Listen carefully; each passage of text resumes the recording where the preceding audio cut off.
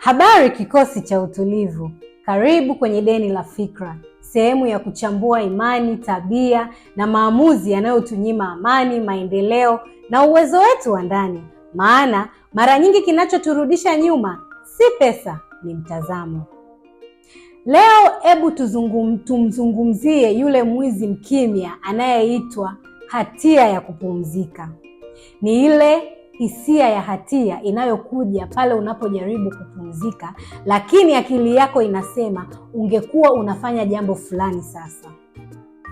Inakuambia kwamba kupumzika ni uvivu na kukaa kimya ni kupoteza muda. Lakini ukweli ni huu, kupumzika sio tuzo, ni hitaji. Thamani yako haipimwi kwa uchovu ulionao. Kujishughulisha kila wakati sio sawa na kuwa na kusudi. Wengi wetu tulirithi imani ya kwamba kazi bila kupumzika ndiyo njia pekee ya mafanikio, na kupunguza mwendo ni sawa na kushindwa.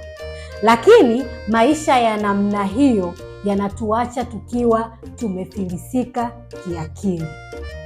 Tumechoka, tumejitenga na tumejaa wasiwasi.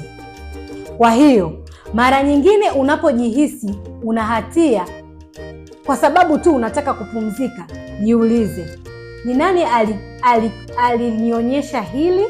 Na je, bado linanifaa? Kwa sababu kulinda amani yako ya ndani pia ni aina ya uzalishaji.